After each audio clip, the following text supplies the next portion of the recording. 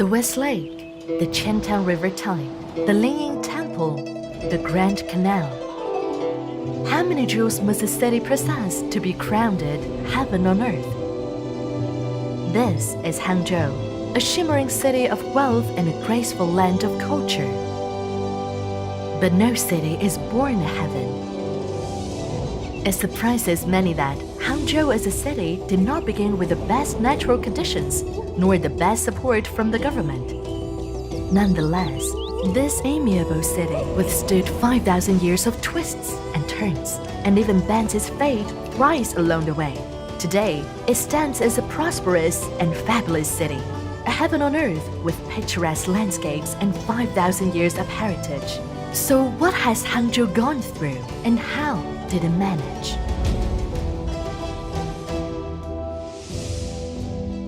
We will address these questions in this video. Let us begin with a great feat accomplished 5,000 years ago. Back then, this place was anything but heaven. Sitting in between the sea and the mountains, Hangzhou has a rugged landform. Mountains populate its western region, with 4 major ranges running southwest to northeast and rising up to 1,700 meters tall. Such elevation differences bring about altitudinal zonation of species and confer barrier effects on water vapor. Facing the sea in the east, Hangzhou's mountains block the income water vapor, which shapes the city's wet climate and give rise to a number of large rivers. Rivers loaded with sediment, in turn, create alluvial plains. All these underlie Hangzhou's geographical configuration. They also explain why the city is constantly threatened by floods and sea encroachment. Around 5,000 years ago, the Liangzhu people arrived and settled here, where they set a precedent for China's competence in infrastructure projects.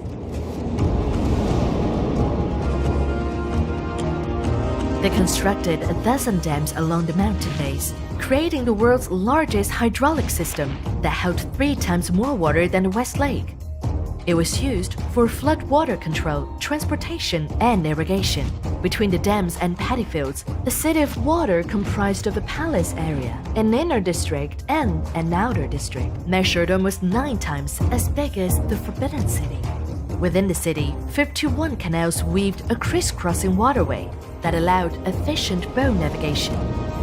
The Liangzhu people also produced diverse jade wares to serve their religious rituals. All this indicates that, as early as 5,000 years ago, the Chinese civilization had already fledged in the hands of the Liangzhu people, as one of the oldest in the world.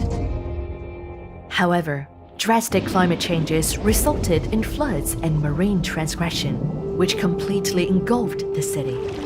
It remained submerged until the sea finally retreated. But the Liangzhu culture was never lost. It continued to influence China. It was eventually imprinted in the 5,000-year-old civilization. 5 whole millennia indeed. Hangzhou's history is much longer than most people think. Being as old as the Chinese civilization, it proves that China's 5,000 years of continuous history was more than a legend. But the frequent natural disasters hinder survival in Hangzhou. People had to make a change to salvage devastated land and forge a heaven from scratch. And the best-known creation for this is the West Lake. The West Lake is not a naturally occurring lake, but a hydraulic engineering project. It was initially a tiny bay along the Qiantang River, but with a natural dam forming through sedimentation and the constant construction of seawalls, the bay budded off as a lake over time. Such lakes normally cannot escape their destined demise due to sedimentation, yet the visionary governors of Hangzhou saw the long-term value of the West Lake. As a previously submerged city, Hangzhou's groundwater had a briny flavor, but by the Tang and Song dynasties, it was well diluted by rainwater and mountain creeks, allowing it to be utilized for drinking, flood control, irrigation, and canal navigation. Therefore, when other cities were repurposing lake into farmlands.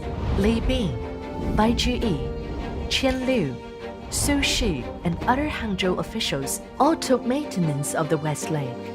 They removed silt and constructed dams to maintain water level and improve water quality, which greatly enhanced life in Hangzhou.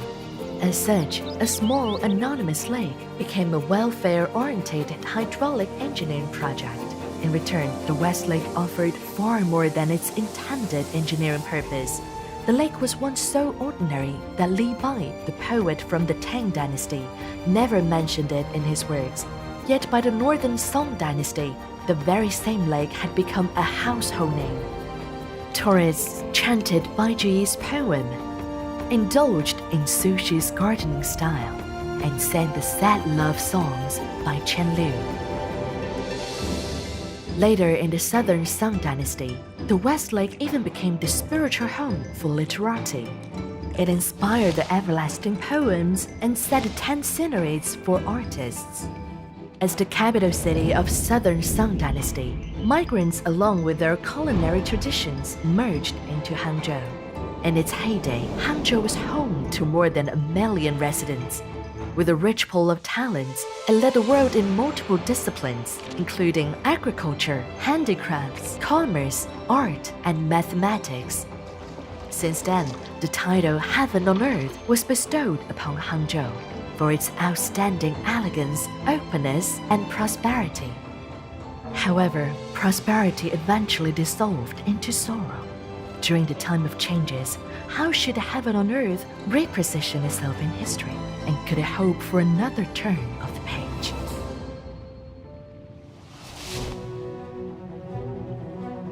In eastern China, the Grand Canal connects the 5 major river systems en route to the south and intersects with the Qintang River in Hangzhou. But in fact, back in the 7th century AD, when the canal started operating, Hangzhou was already a transportation hub. With a growing commodity economy, during the Ming and Qing dynasties, Hangzhou was among the most densely populated cities in China.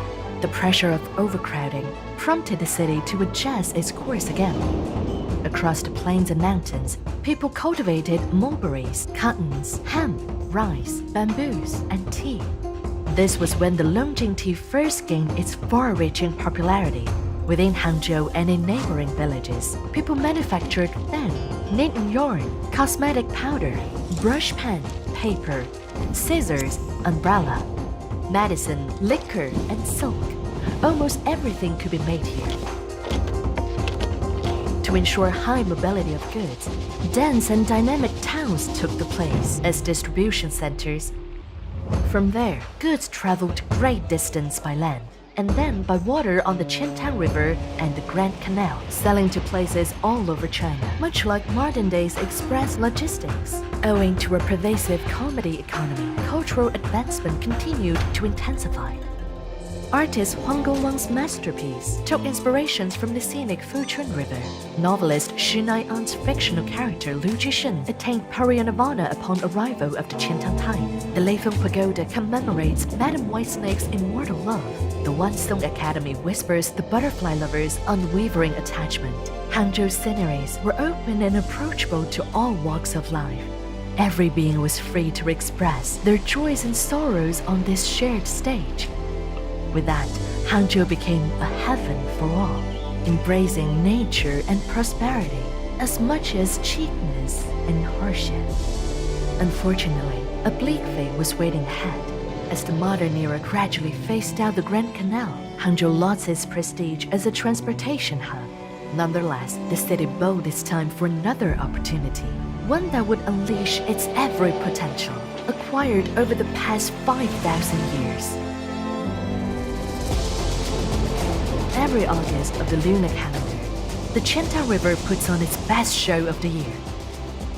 Influenced by tidal force and seabed terrain, seawater pushes upstream into the Hangzhou Bay and creates this breathtaking spectacle. Being a sand-laden, shallow river, the Qintang River is unsuitable for modern cargo vessels. This leaves Hangzhou with little maritime advantage, but the 5,000-year-old city has seen it all. Swimming against the current is in Hangzhou's blood. Upon reform and opening up, people in Hangzhou soon sensed the winds of change owing to their rich experience in commodity economy. They founded China's most influential multinational enterprises, China's largest clothing wholesale base, and the nationally recognized express industry cluster, all as part of the booming private economy.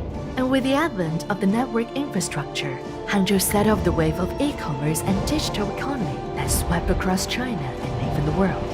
In these great times, Hangzhou's business environment and talent attractiveness remained top-notch in China. It also showcased its global competitiveness by hosting the G20 Hangzhou Summit and the 19th Asian Games, among other international events.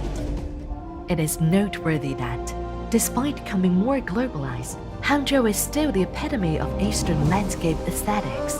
In 2002, the West Lake became the first 5A tourist attraction with free admission and was inscribed on UNESCO's World Heritage List in 2011.